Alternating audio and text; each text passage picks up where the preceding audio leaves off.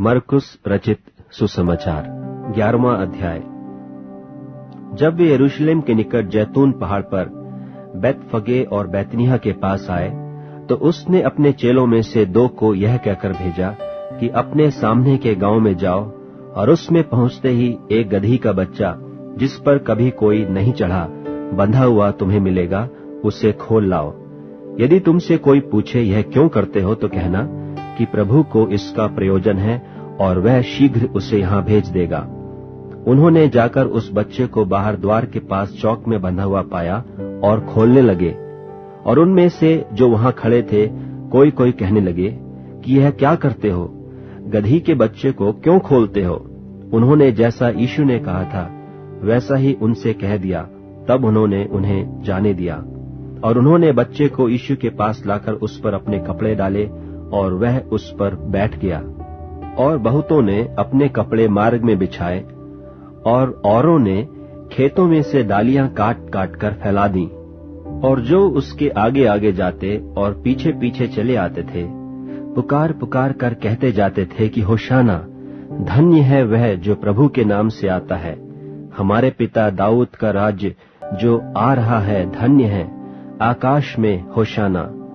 और वे यरूशलेम पहुंचकर मंदिर में आया और चारों ओर सब वस्तुओं को देखकर 12 के साथ बैतनिय्याह गया, क्योंकि सांझ हो गई थी। दूसरे दिन जब वे बैतनिय्याह से निकले तो उसको भूख लगी, और वह दूर से अंजीर का एक हरा पेड़ देखकर निकट गया कि क्या जाने उसमें कुछ पाए, पर पत्तों को छोड़ कुछ न पाया, क्योंकि फल का समय न था। इस पर उसने उससे कहा, अब से कोई तेरा फल कभी न खाए। और उसके चेले सुन रहे थे। फिर वे यरूशलेम में आए और वह मंदिर में गया, और वहां जो लेन देन कर रहे थे उन्हें बाहर निकालने लगा, और सर्राफों के पीढ़े और कबूतर के बेचने वालों की चौकियां उलट दी, और मंदिर में से होकर किसी को बर्तन लेकर आने जाने न दिया। और उपदेश करके उनसे कहा, क्या यह नहीं लिखा है कि मेरा घर सब जातियों के लिए प्रार्थना का घर कहलाएगा? पर तुमने इसे डाकुओं की खो बना दी है। यह सुनकर महायाजक और शास्त्री उसके नाश करने का अवसर ढूंढने लगे, क्योंकि उससे डरते थे, इसलिए कि सब लोग उसके उपदेश से चकित होते थे। और प्रतिदिन सांझ होते ही वह नगर से बाहर जाया करता था। फिर भोर को जब वे उधर से जाते थे, तो उन्होंने उस अंजीर के पेड़ को जड़ तक सूखा हुआ देखा। पतरस को यह बात स्मरण आई, और उसने उससे कहा, हे रब्बी, देख, यह अंजीर का पेड़ जिसे तूने श्राप दिया था सूख गया है। यीशु ने उसको उत्तर दिया कि परमेश्वर पर विश्वास रखो। मैं तुमसे सच कहता हूँ कि जो कोई इस पहाड़ से कहे कि तू उखड़ जा और समुद्र में जा पड़, और अपने मन में संदेह न करे, वरन प्रतीति करे कि जो कहता हूँ वह हो जाएगा, तो उसके लिए वही होगा।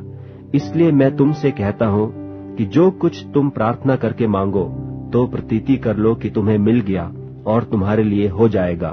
और जब कभी तुम खड़े हुए प्रार्थना करते हो, तो यदि तुम्हारे मन में किसी की ओर से कुछ विरोध हो, तो क्षमा करो, इसलिए कि तुम्हारा स्वर्गीय पिता भी तुम्हारे अपराध क्षमा करे।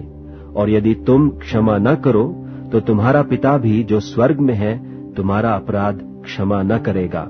वे फिर यरूशलेम में आए, और जब वह मंदिर में टहल रहा था, तो महायाजक और शास्त्री और पुरनिये उसके पास आकर पूछने लगे कि तू ये काम किस अधिकार से करता है, और यह अधिकार तुझे किसने दिया है कि तू ये काम करे? यीशु ने उससे कहा, मैं भी तुमसे एक बात पूछता हूँ, मुझे उत्तर दो, तो मैं तुम्हें बताऊंगा कि ये काम किस अधिकार से करता हूँ। यूहन्ना का बपतिस्मा क्या स्वर्ग की ओर से था व मनुष्यों की ओर से था?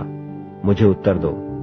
तब वे आपस में विवाद करने लगे कि यदि हम कहें स्वर्ग की ओर से, तो वह कहेगा, फिर तुमने उसकी प्रतीति क्यों नहीं की? और यदि हम कहें मनुष्यों की ओर से, तो लोगों का डर है, क्योंकि सब जानते हैं कि यूहन्ना सचमुच भविष्यद्वक्ता है। सो उन्होंने यीशु को उत्तर दिया कि हम नहीं जानते। यीशु ने उनसे कहा, मैं भी तुमको नहीं बताता कि ये काम किस अधिकार से करता हूँ।